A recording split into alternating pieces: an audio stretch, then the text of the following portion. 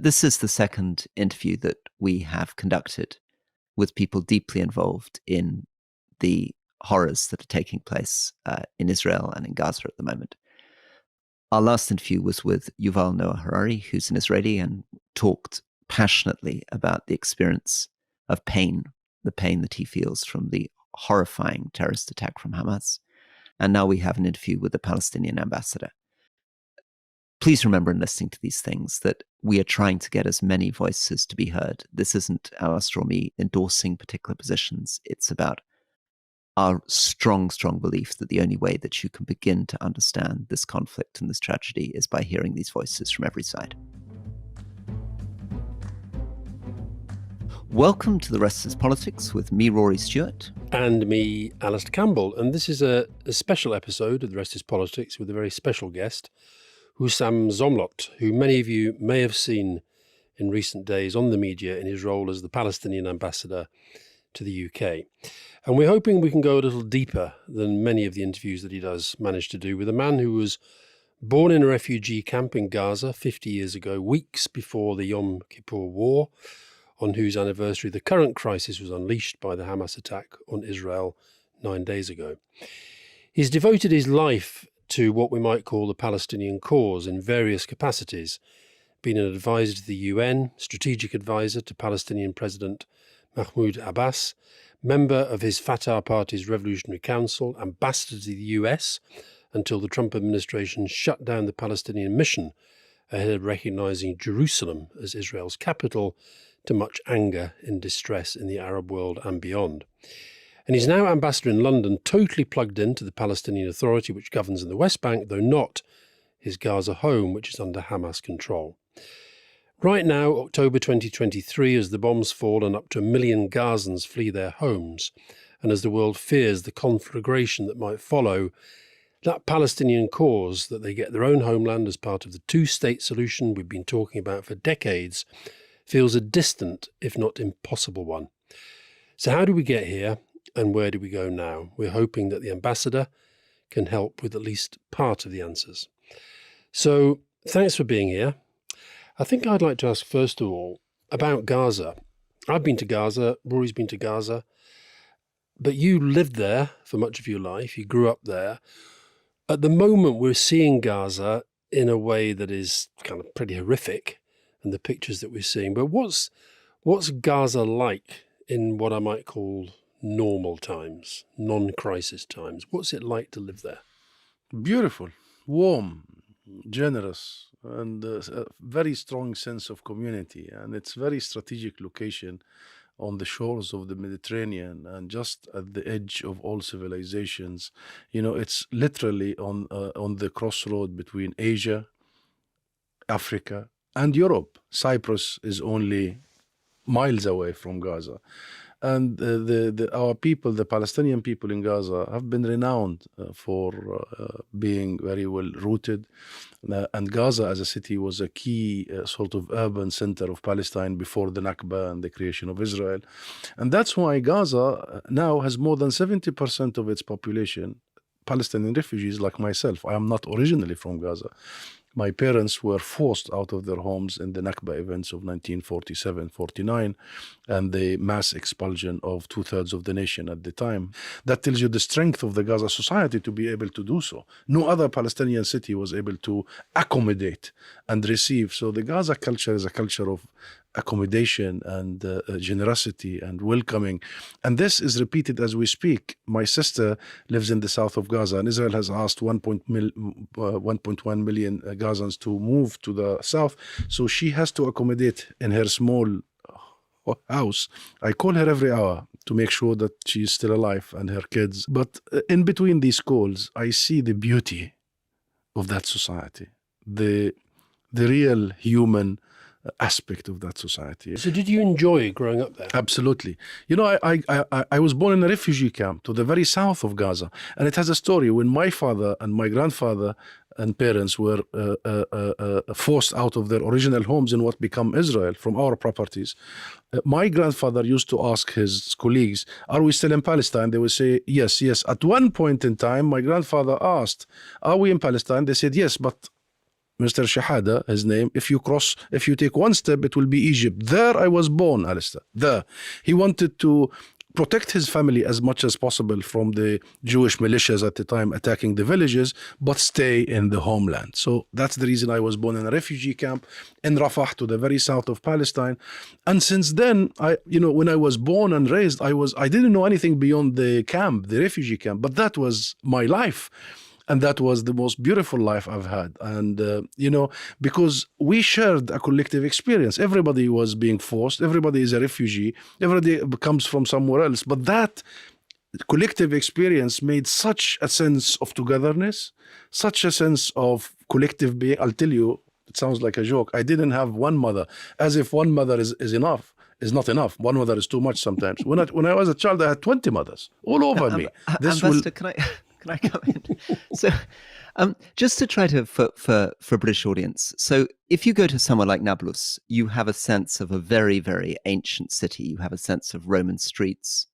You have amazing kanafe. You have very famous food. You have extraordinary histories of manufacturing of soap and beautiful Ottoman architecture. How does Gaza compare to someone like Nablus as a place to live over the last 10 years? The last 10 years, no comparison. I mean, Gaza has been, for the last at least 16 years, has been put under draconian system of blockade. 2.3 million people have been taken hostage, primarily by Israel. And the situation has been declining ever since. Yet in 1993, when we signed the Oslo Accords, Gaza was supposed to be our hub. Just to clarify, to remind people, these were the agreements that were reached in the mid-1990s in Oslo, and that was the moment at which the Palestinian Authority recognized the State of Israel and signed up to a peaceful course. And the core of it was supposed to be three areas: Palestinian areas, mixed areas, and Israeli areas. And it was going to be the basis of what was to be what's called a two-state solution. In other words, a Palestinian state and an Israeli state. And that was not a process that Hamas joined. And I remember when Bill Clinton visited Gaza, and when we opened that airport, and when we started building the seaport, Gaza was sheer beauty. Give us a sense of so if we compare it to somewhere like Nablus or Bethlehem or, I don't know, Ramallah, how does it feel as a place to live before the current situation? So let's go back a year or two in terms of culture, food, architecture, daily life. Of course, there is one common thing between all these Palestinian cities, which is the Palestinian people. So we are one united nation and united people, and we have the same culture, the same dialect, the language, the accent. We come from the same roots. So we are united in there. Our cuisine may vary here and there, but it's by and large the same. But each city has its distinct sort of history. If Gaza is renowned for anything, it's renowned for its leadership. Most of the Palestinian, or most maybe too much, many of the Palestinian leaders are originally from Gaza, and Gaza is home to all Palestinian or major Palestinian political movements. Fatah was created in Gaza. Yasser Arafat, originally his parents are from Khan Yunis in Gaza, all the first leaders. So Gaza is renowned for that very strong national identity. And Gaza is famous, and because of the density of the population, that is such a ground for movements, for nationalism, for political action. Bethlehem is the birthplace of Jesus, and it has that aura in it. And our people in Bethlehem also have refugee camps like in Dheisheh, what have you. But Bethlehem carries that moral authority, if you may, among us. Nablus is one of the most historic cities on earth, and it has a very sophisticated society of a long period of time, continued families. Nonetheless, we can go on. Jerusalem, Hebron is one of the most special cities on earth. So don't get me started. I have a beautiful country. You're now just becoming a kind of tourism promoter. We want to get into politics now. Is that okay? As you say, your parents were expelled with the creation of the State of Israel. For those listeners who perhaps, we have a lot of young listeners, some of whom perhaps this is the first time that they've really latched on to this as a kind of really big thing happening in the world. What do we mean by Palestine? What do we mean by the PLO, the Palestine Liberation Organization? What is the Palestinian Authority? And what is the difference between Hamas, which has launched this attack on Israel, and Fatah, your party? Palestine before 1948 was the land between the river and the sea, the Jordanian River or the Jordan River and the Mediterranean Sea. And Palestine was inhabited by the Palestinian people for millennia. We are the Canaanites.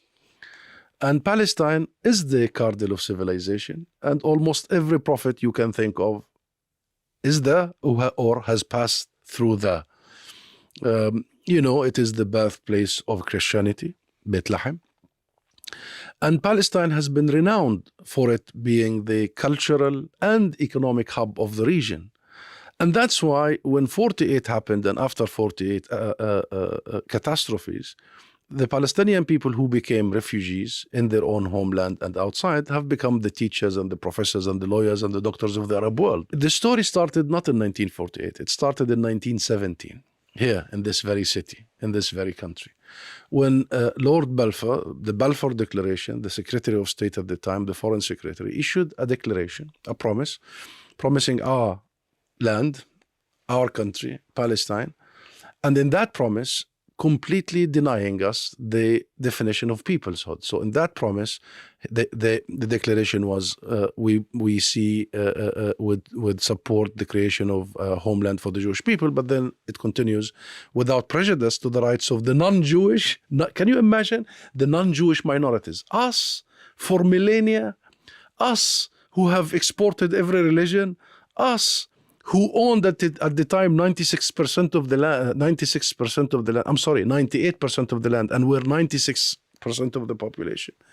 And then it continued. Britain took over Palestine in 1919 with a contractual contract with the League of Nations that they are there to prepare Palestine and the Palestinians for statehood and recognition.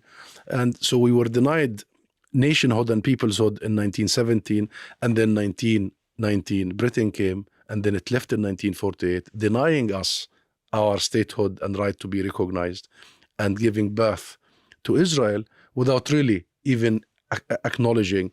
That story, as you've just told it, how does that make you feel about the United Kingdom today? That it has a very serious, big, moral, historic, legal, and political responsibility. And that this is not about blaming the UK for what has taken place, because there is a lot of blame elsewhere. This is not just the only situation, but this is the most severe and the last ongoing as such severity. Which most people in Britain don't even know about. They don't even know about that. This whole started here in this country. There was that moment, Alistair, of colonial arrogance that led us to where we are today. Okay, now PLO, Palestinian Authority, Hamas, Fatah. Well, after the events of the Nakba, when my grandparents and parents were forced out of their homes, it was a catastrophic situation where we became scattered all over the world, all over the region. It took us 20 years to regain our balance. And then in these 20 years, we started a revolution. That's the PLO. That's the national movement, Yasser Arafat, in the late 50s, early 60s. And then we came together. We turned our refugees into freedom fighters, and we had a political platform, and we made a huge noise all over the world that we have rights. We are a nation, and our rights must be recognized. And our PLO is the sole legitimate organization of the Palestinian people, because in the PLO were all the political factions that were mobilizing for freedom, all of them. So until today, the PLO is the sole legitimate. And the Palestinian Authority is the daughter of the PLO. The PLO created the Palestinian Authority in 1993 when we signed the Oslo Accords to take the PLO's responsibility to implement the Oslo Accords. So the PA does not have external arms. I head the PLO office here. The PLO is recognized by the UK, the US, and the world. The PA primarily has the responsibility to provide services, education, health, what have you, to the Palestinian people, and be the nucleus of the institutions of the state to be delivered 5 years after 1993. Sorry, I'm going to come in for a second. Can you then tell us about what happened between the PLO, to put it in simple terms, and Hamas in Gaza? How did Hamas end up taking over Gaza? When did it happen? How did it happen? What were the consequences of this for the PLO, for the people of Gaza? What was that situation? Well, the PLO, as I said, is an umbrella organization of all the Palestinian national factions. Fatah is, of course, the mainstream, the biggest. Yasser Arafat and President Abbas currently. Fatah is the Palestine National Liberation Movement. And national is the key thing, that we believe that we are a nation, this is our land, we must liberate it, and we must be recognized. Hamas was established 30 years ago, roughly speaking, so long after that history.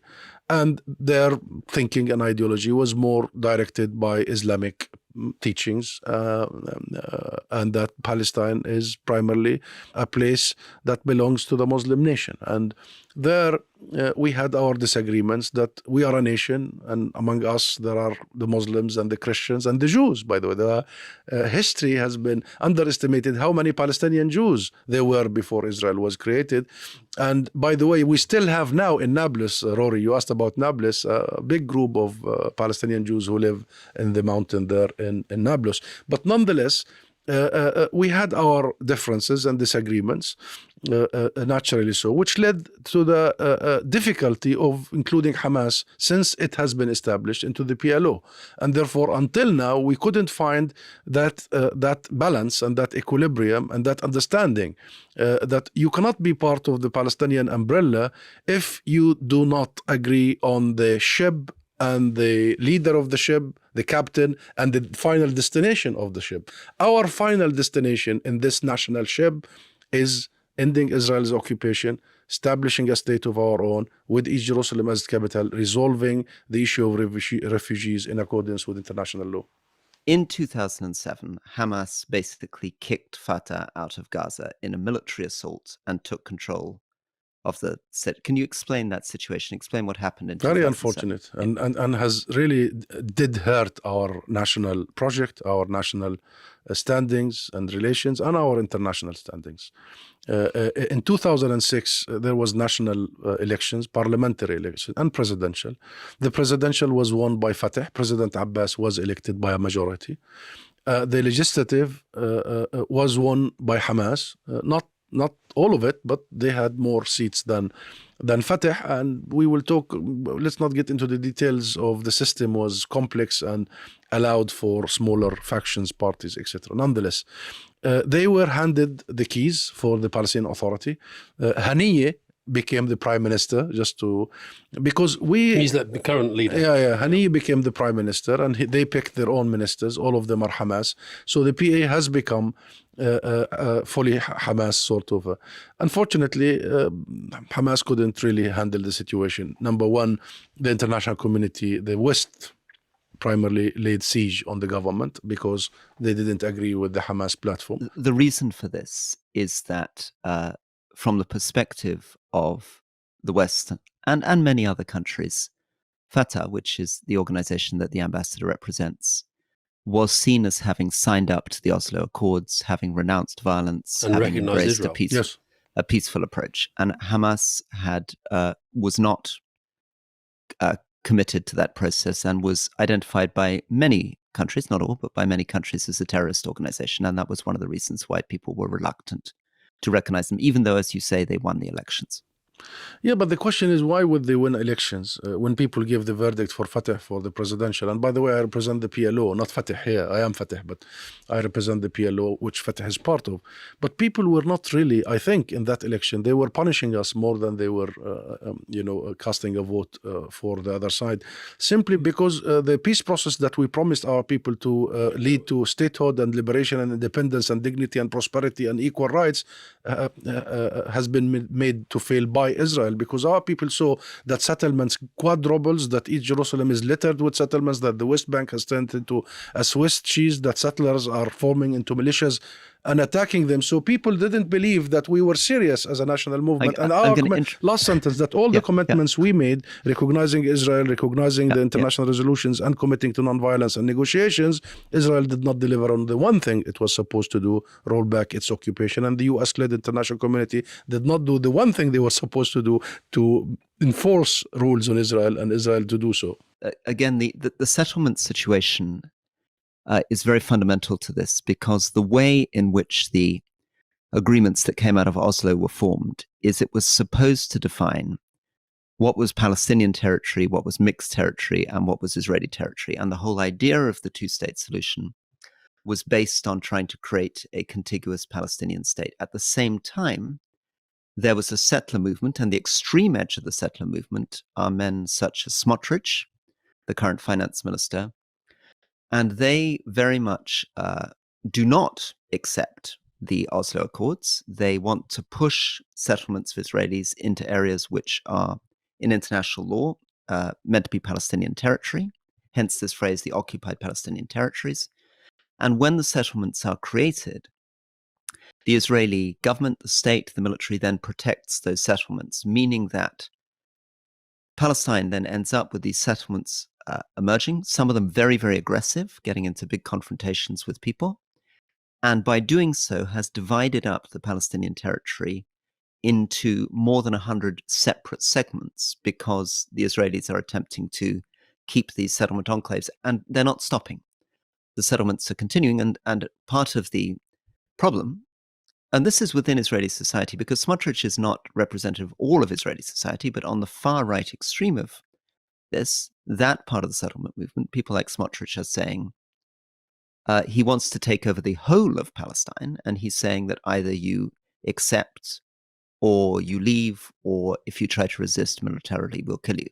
So I just wanted to explain the settlement situation back to you. That's very accurate, Rory, really, except that it's more than 100 isolated sort of, it is because it's increasing.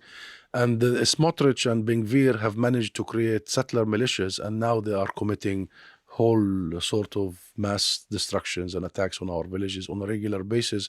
And I lost count, but yesterday was awful. 7 Palestinians were shot, primarily by settlers. So yes, you're right. Settlers and settlements is the key reason why the two-state solution and the Oslo process have failed or has failed. Is it dead now? No, it's not dead. Nothing is dead. It requires will, because Israel has to take all of its colonial settlements out of Sinai, out of South Lebanon, out of Gaza.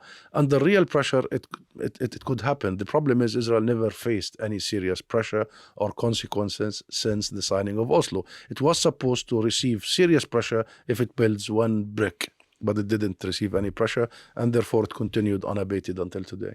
Is this the low point? If Oslo was the high point in what I called your lifelong support for the Palestinian cause, is this now the low point? Can you see any way out of this that meets what you want?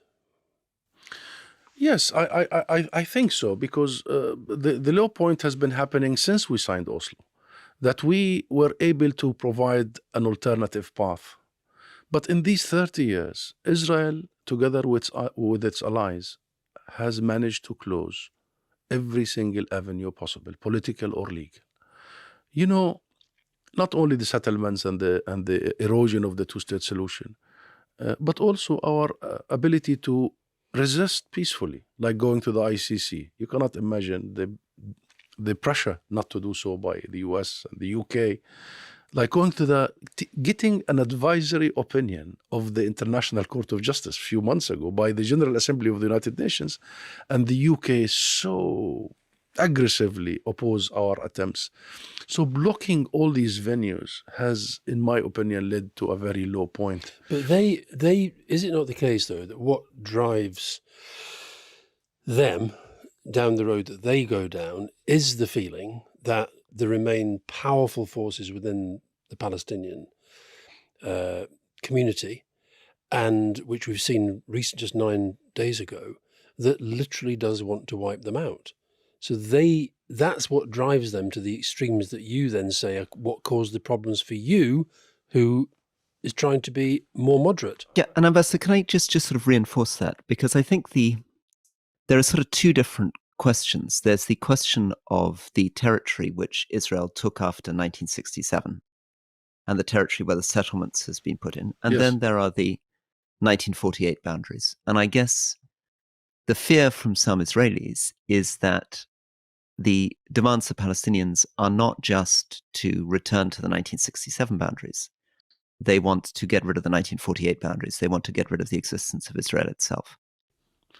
I know that argument, which really doesn't stand. The logic doesn't stand an international court of justice. Because you're right, Rory, the 1967 areas which we have accepted to establish our state on is 22% of historic Palestine. That's it. So, and we recognize Israel on 78% of historic Palestine. The question is, the moment Israel ends its occupation of the 67 areas and we establish a state independent that can protect its own citizens, that state, and can enter into neighborly relations with neighboring state like Israel, then Israel has the right to say that, oh, we have existential fears. But before that, Israel is using this argument to simply make its occupational colonization permanent. That's it. It's an excuse. In my opinion, there can be enough and sufficient guarantees for everybody to provide security. This is an issue that based on the Oslo Accords. Yeah, based on international resolutions, which the Oslo Accord was based on, that Israel has to end the occupation that began in 1967. I'm sorry, Rory and Alistair, I'll have to say it. The idea that you can bypass the Palestinian issue, as Netanyahu has been trying to do, has failed, and it will always fail. I have to say also, the idea that you can have security, but the other side do not have security, cannot sustain. Those who say the status quo is sustainable have been tested and they will continue to be tested. So there has to be a political solution. I know you want to, a military solution is not possible. It is an impossibility in our situation. Ambassador, the challenge for somebody like me is I'm very sympathetic towards the two-state solution. And when Israeli friends said to me, it's necessary for us to control the Golan Heights to protect Israel, or it's necessary for us to occupy these areas on the West Bank in order to protect Israel, I questioned that. It didn't seem to me to be a sensible military argument. The problem, of course, is that this recent attack from Gaza pushes this argument back, because now many Israelis can point to this and say, see, we told you all along. These areas are very dangerous to us. It's not true that we can just accept them, because these can become bases for attacks against our people. Yes, and our position is very clear, and we definitely reject the targeting of civilians from all sides. The Palestinian cause is a cause that needs to return and maintain the moral high grounds. That our position is very clear. Hamas is not the government. We are the government. And we represent the Palestinian people here, and we have signed Oslo, and we remain to be the interlocutors for the international community. And therefore, we have a government in Israel, on the other hand, that we need to really held accountable to international standards, because Israel sits in the UN, it has a seat in the United Nations, and it has acceded to all these agreements and provisions. Now, your question about the Israeli psychology. You see, okay, Hamas was not there really. It was established around Oslo. And before Oslo, there was complete denial of any possibility of a solution. I understand the difficulties faced, but the same rhetoric was used against Fatah before Hamas. I think this is an opportunity for the Israeli society, the public, the people, to seriously think and think again. I think once they really passionately believe that they must grant the legitimate birthrights of the Palestinian people, that security architecture will be created. I don't think Palestinians are really oriented towards hurting anybody. And let me make absolutely clear, our history has been clear. You go back to it.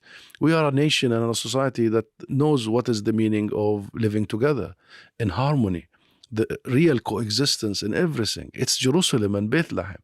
We are so proud of our history. We know how to accommodate them. They didn't know until now how to accommodate us. They came up with a very exclusive ideology, Zionism, that by definition could not see us as an equal nation. And still, until this very moment, this so-called liberal Zionism has turned into a Jewish extreme you can't Zionism, like the Ben-Gvirs and the Smotriches. No, Husam, you can't deny that through that you can explain it, you can give people the context for it, but you can't deny that if you're sitting on the Israeli side, you've seen a history No. let me finish. The history of that involves terrorism, as they see it. And you said earlier in one of your earlier answers, you talked about how you had this united leadership, but actually, what you've described is a very divided leadership, because you have West Bank, where you guys are in control. You have Hamas in control of Gaza.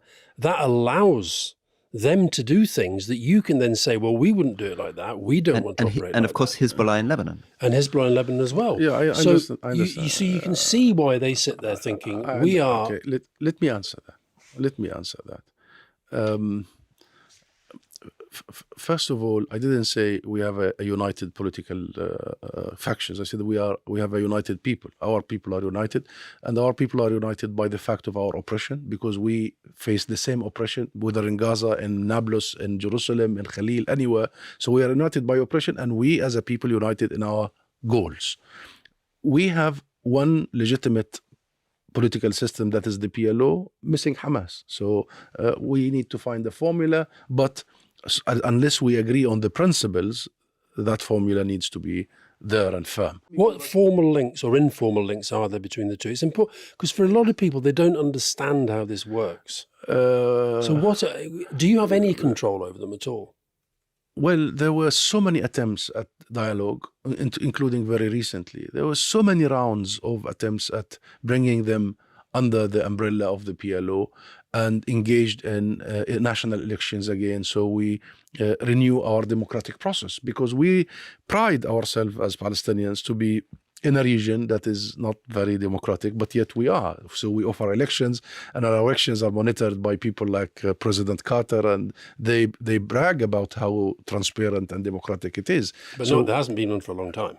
Well, it hasn't been since that situation that Rory referred to. But please, I don't want to forget or to deflate from the discussion about the Israeli society, because it's very important. Because this discussion, many Israelis, according to your questions, think that we are targeting them, or they are being targeted, or anybody is targeting them because they are Jews. That's Let me say this.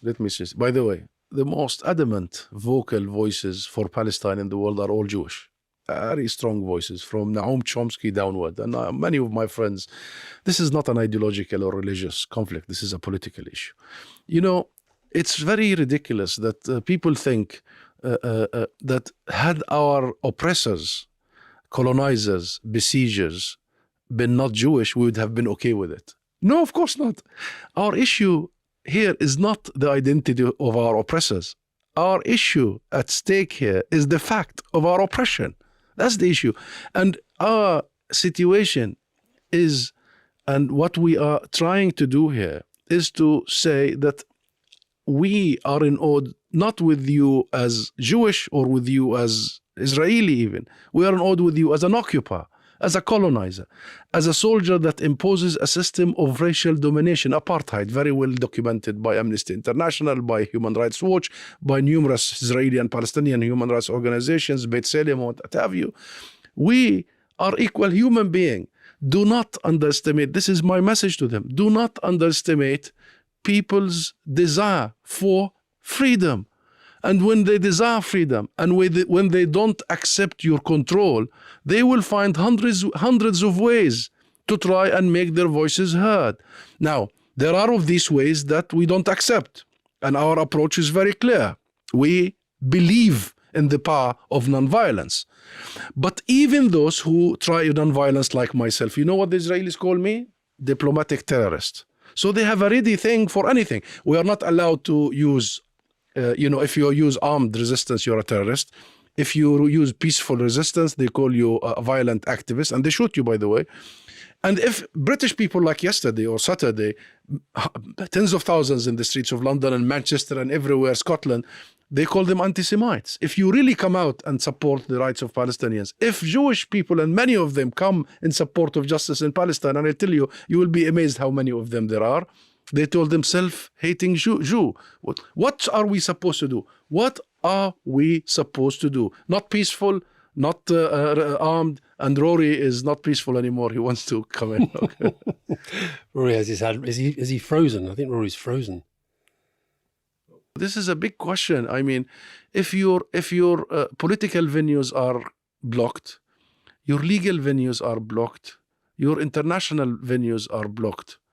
So what people are supposed to do? What the younger generation must be thinking about? So what's the answer to that? What is the answer? Where do you take it? Where do you go?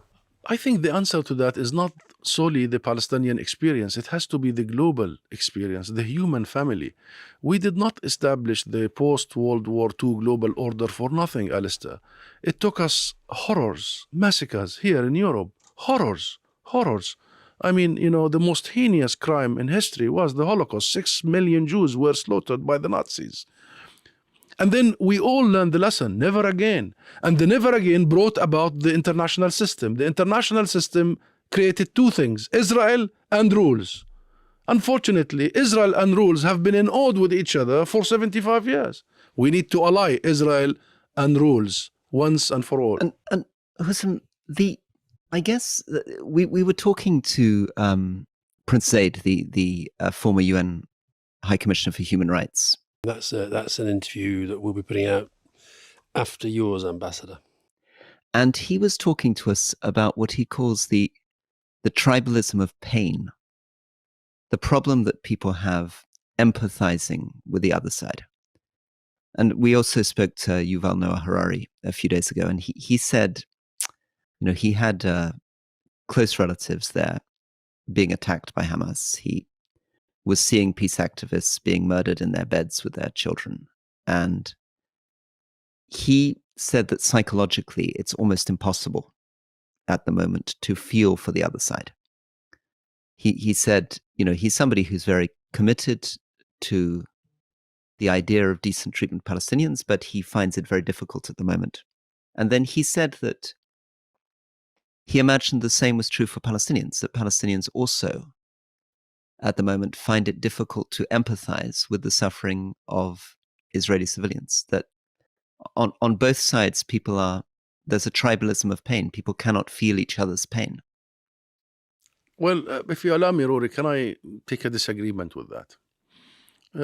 That would be true if there is any sort of symmetry. We are not occupying an Israeli city.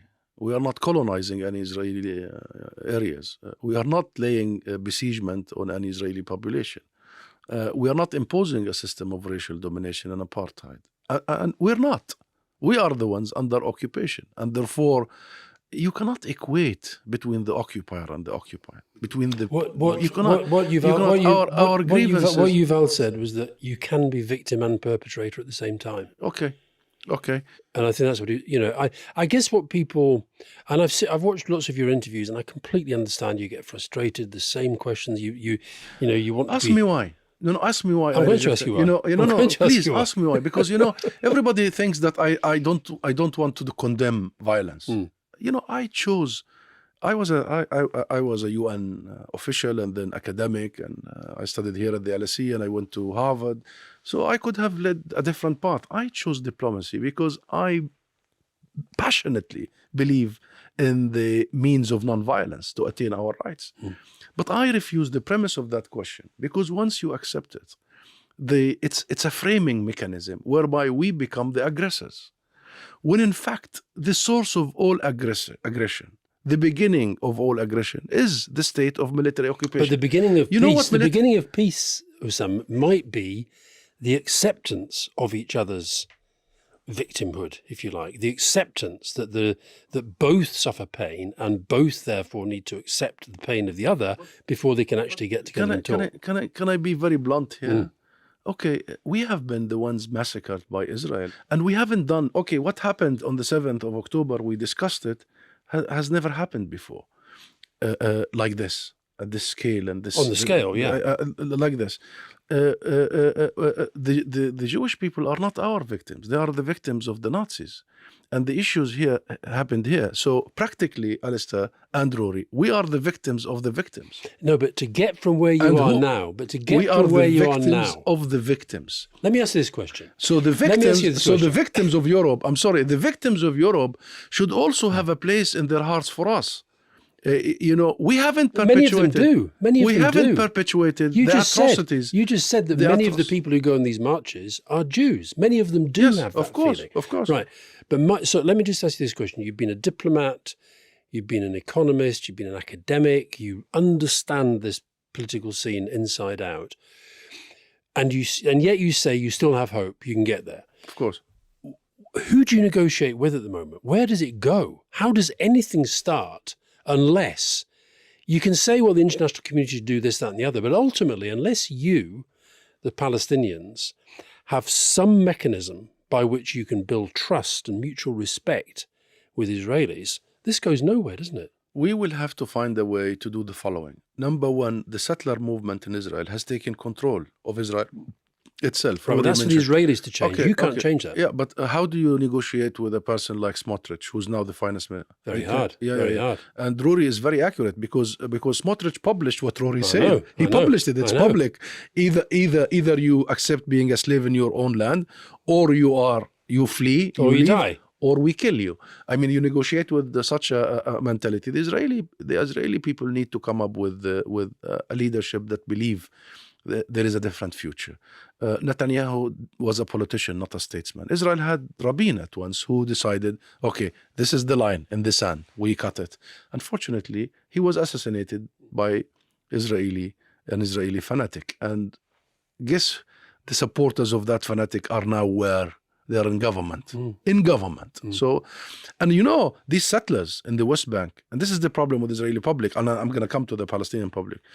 The problem is they didn't make the link between what these guys are doing with us in the West Bank and what they started doing to the Israelis themselves. I mean, this whole judicial reform thing, they turned back against their own people. So there has to be the link in Israel that occupation, colonization, besiegement, murder of people, arrest of people without charge and trial corrupts your own society.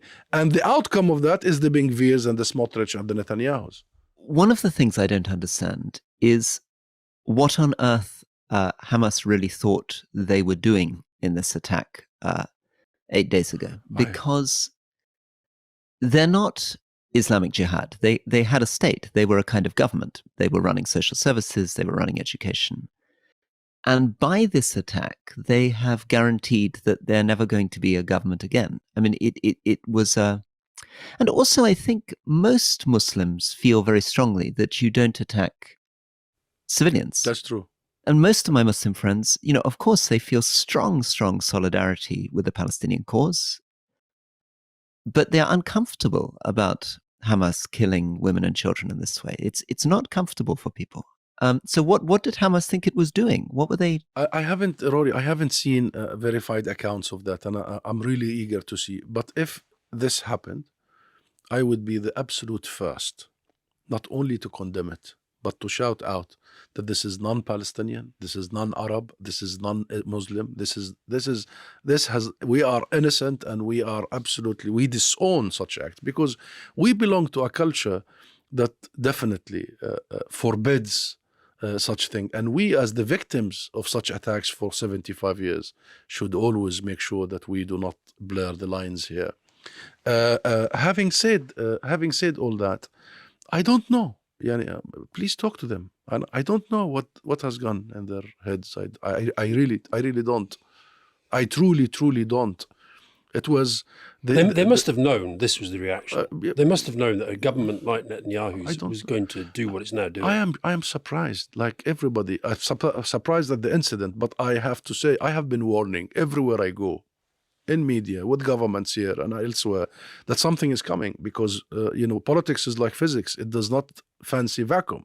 And there is no international leadership for the last so many years. Trump and, moving the embassy and completely trying to undermine the Palestinian issue. Netanyahu claiming that now he has made peace in the Middle East. He meant with Emirates and Bahrain. Israel was never at war with Emirates and Bahrain. Israel is at war with us. Israel is at odds with us. And Israel can only achieve peace and security with us. But he was trying to do the abracadabra, that peace is here. I have liquidated the Palestinian issue. That vacuum that was created, that lack of hope in the hearts of the millions of Palestinian youth was very dangerous. Very dangerous. How it would have been manifested, nobody knew. Yet, we have got to learn the lessons here. And the main lesson, the one lesson that we need to learn, is that this is a political issue. It's a political issue. No matter how you look at it from a security situation, you have got to find political solutions. Now, you're the ambassador here. As you say, you were the ambassador in the United States until the Trump administration closed the mission and went down the route of saying that Jerusalem's the capital of Israel. So today, when we're recording this on Monday, Rishi Sunak has just stood up in the House of Commons and said that 6 British people were among those killed. There are 12 more missing. I just wonder whether that makes, first of all, what you think of that, or your reaction to that, but also whether you worry that that maybe makes your job here of trying to, because you are being put through this frame that you keep objecting to, which I understand, I get your frustration on that, but whether that makes your life here as a diplomat, as the ambassador of Palestine, more difficult. I hope not, because the British government knows very well that this is Hamas, not us, and they make the clear distinction, the difference between the PLO and the government and the Palestinian legitimate representation Hamas. And Mr. Sunak, the Prime Minister, made it today in his remarks, and the Foreign Secretary cleverly made it yesterday with me in Sunday morning, BBC. So the distinction is there, and the British public also know that distinction. We hope that the British citizens will return safely. And you've been very critical of Britain's role historically. Yes. What's your assessment of the British government and British politics generally? And I guess the opposition's important in this, because the opposition might become the government reasonably soon. We talked about Oslo being the high point. Politically in the UK, was Jeremy Corbyn leading the Labour Party the high point for you, because he was so committed on this issue? This was never about one individual in the Labour Party. The issue of Labour government recognizing Palestine was started by Ed Miliband, to be accurate and precise. So this is a Labour movement and Labour Party progression of policy that got us to Labour being much more supportive and much more clear on the internationalism side and the international rules side. And your assessment of the government, this is position now, today? Well, both the government and the opposition need to stick to the issue of international law. That's the most significant part. And the first few days of the situation since the 7th of October, I felt that the government was off balance, talking about Israel's right to defend itself without any qualifications or, adding that international law needs to be, especially international humanitarian law, needs to be adhered to. We were fearing that will give the fanatics in this government a green light to commit the massacres. In the Israeli government? Yes, in the Israeli government, of course, the likes of Smotrich and Ben-Gvir, the green light, or it will be interpreted by them that this is just a license to do whatever they wish to do. But that balance is regained now by the statements that international law needs to be respected and civilians need to be protected. So just as we come to the end, I just wanted you to reflect a little bit on what you've been through over the last 10 days. You've gone from a situation in which sometimes you must, as the Palestinian ambassador, have been struggling to get access to British news coverage, and now you've gone to the other extreme. You are basically in television studios all the time. I mean, you've come to us having just done Hard Talk, and I don't know how many, hundreds of interviews that you've done over the last week. What does it actually feel like to become a sort of permanent media commentator? Your adrenaline running, going from studio to studio, watching your words all the time. And I worry that as an ex-politician, and maybe Alistair feels the same, that when you're in the heart of that, arguing, fighting all the time, it's difficult to step back and have the time to think and to empathize and to see the bigger picture, because you're attacking and defending all the time. Well, I'm not attacking. I'm really defending a beautiful people that I was raised by, and I love passionately, and I belong to. It wasn't hundreds of interviews, maybe 5, 6, but it felt like hundreds because it went viral. People have attention on them, and I was strategic in my selection of these interviews, including with you now. So I did the CNN once, I did BBC twice, and I did Sky once, and now you and Hard Talk, and that's about it. But the rest of my time, which is the majority of it, is with the government, with the parliament, with political parties, with the civil society, and trying to really push for an immediate ceasefire, trying to save whatever we could save of our humanity, really, before we see further atrocities being committed against innocent civilians. Much of the time is trying also to ensure that humanitarian aid and assistance is delivered immediately. And we, as much as there were some challenges at the beginning with the government and the opposition, we have so many friends here, friends of international law, friends of humanity, friends of justice. We have friends who believe that this cannot end just at a ceasefire. The majority of people I speak to in the UK believe that this has to bring a political end to this conflict. You've got a lot of experience, as well as the UK, of the USA, and I wonder whether this sort of that kind of balance that you say the government and the opposition have rediscovered has been partly driven by the fact that Joe Biden has been kind of had that balance from the word go. And you mentioned Trump. I just wanted your reflection on how much more dangerous this might be if Trump had been in charge in America when this was going on. Well, we don't know, really. We don't. No, we don't know. But given that it could come back, we don't know. And well, I was there when he was president. I met him with my president a few times. Met his team, Kushner and Greenblatt and the others, many times. And Trump is very transactional. And what we really lack now is true leadership, statesmanship, wisdom. The world lacks it. And if we had the grand personalities as we used to have many years ago, this would not have happened. And if it happened, this would have been contained much easier. Stuff happened, and it's very regrettable. And we all really ache, and we are pained by what we have seen over the last 9 days in all sides. But we are equally pained by the lack of international leadership. To see statements from very senior officials saying that it's Hamas that hides its operatives and soldiers in hospitals and in schools from international actors, meaning almost giving cover for Israel to bombard these schools and these hospitals, is really beyond my own comprehension, unconscionable. So we are desperate for international leadership and to do one thing, to say we apply rules equally. Look at Ukraine. And look what the West did. And I always say, would you ask the Ukrainian ambassador to do this or that, or condemn this or that? Well, the British government announced that the Royal Navy is off to the Middle East. And I said in one of my discussions with colleagues that I think they are sending it to protect the occupied, not to support the occupier. Maybe they are sending it to build hospitals, makeshift hospitals in the sea to help all these civilians.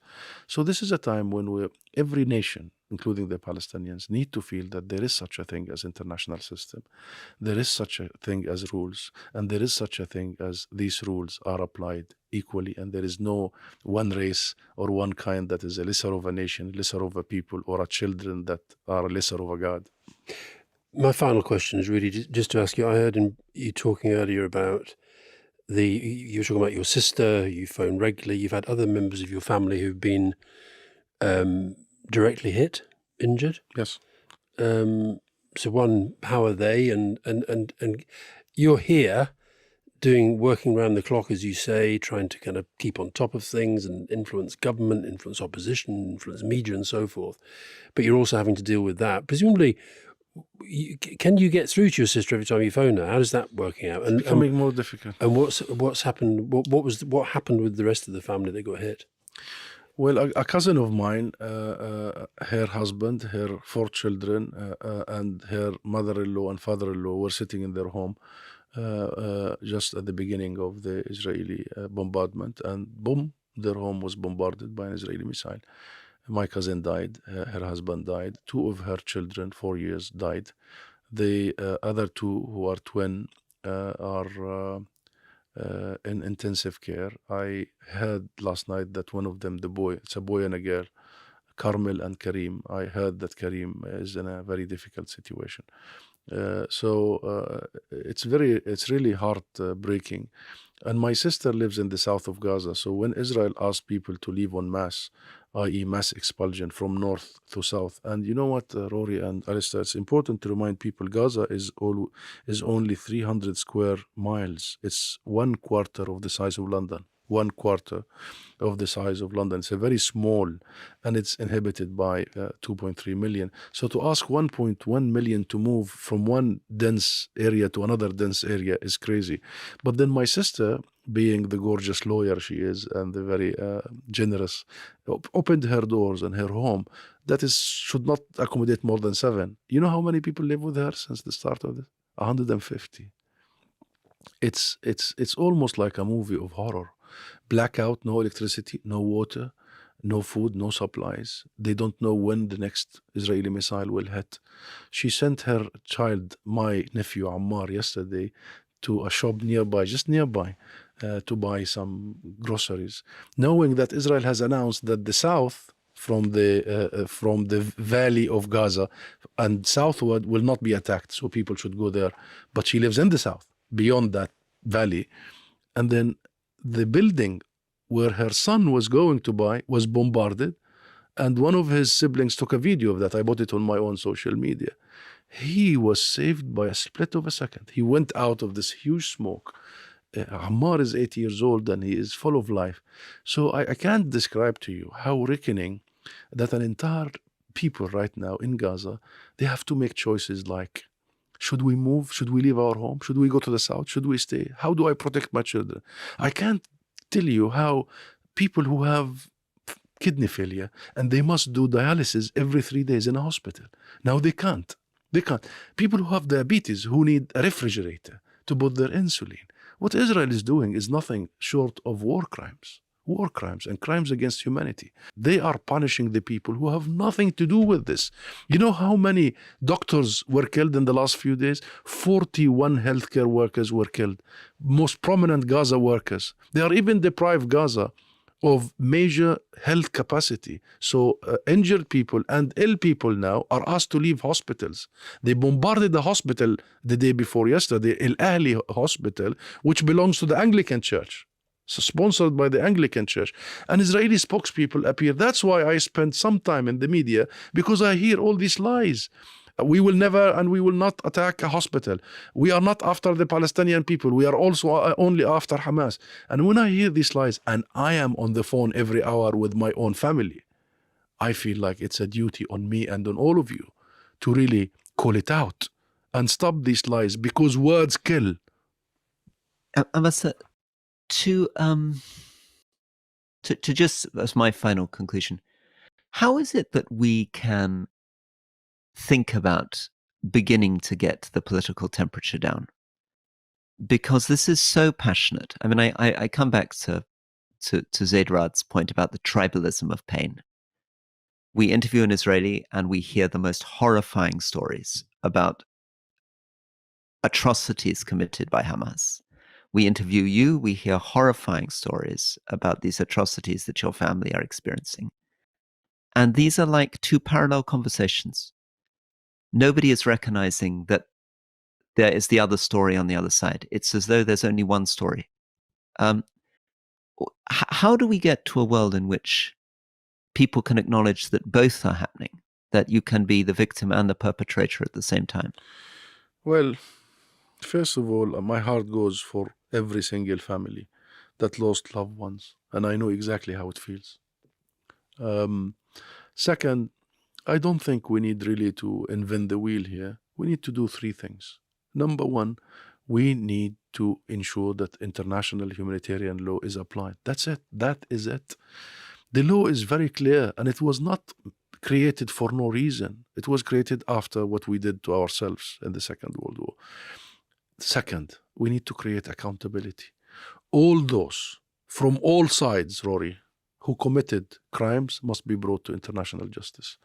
Let the International Criminal Court come to Palestine. We, the Palestinian leadership, PLO government, have acceded to the Rome Statute, and we have acceded to the ICC, giving full jurisdiction to the ICC for the occupied Palestinian territory. So now they have full mandate to come and investigate any war crime committed by the Israeli occupation or by Palestinian groups. We accept that.